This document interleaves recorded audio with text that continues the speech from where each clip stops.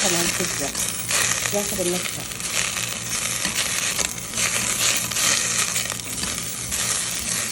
يعني 3 دقايق دقيقتين كثير.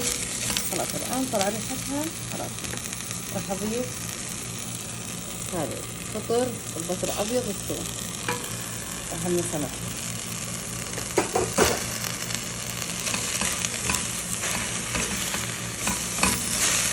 طبعا أهم شيء ما يتغير لون البصل، نكسر على النار شوي وخليه يتحمس على راحته.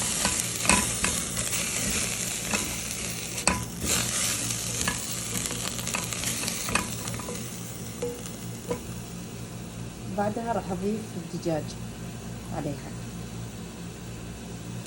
طبعا الحين البهارات البيضة والماجي نضيفها. طبعا البهارات هذه بعدين بعد الكريمة حطيتها بسرعة، وأيضا الكريم الجبل حطيتها بسرعة لأنه يتفكك. خلاص أضيف الحين الدجاج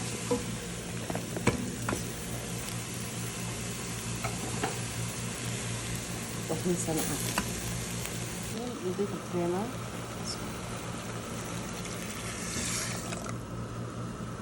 وبعدها نزيدها بموية ونشا، وحين نضيف نكهات. الحين كريم الجبل والبهارات هنا،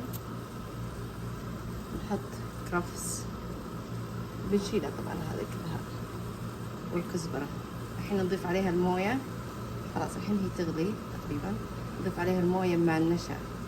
الموية الباردة تصير حقت النشا، بعدها نضيف موية مغلية. الحين أوريك. الحين عندي الموية مع النشا راح أضيف عليها، بعدها أضيف الموية مغلية.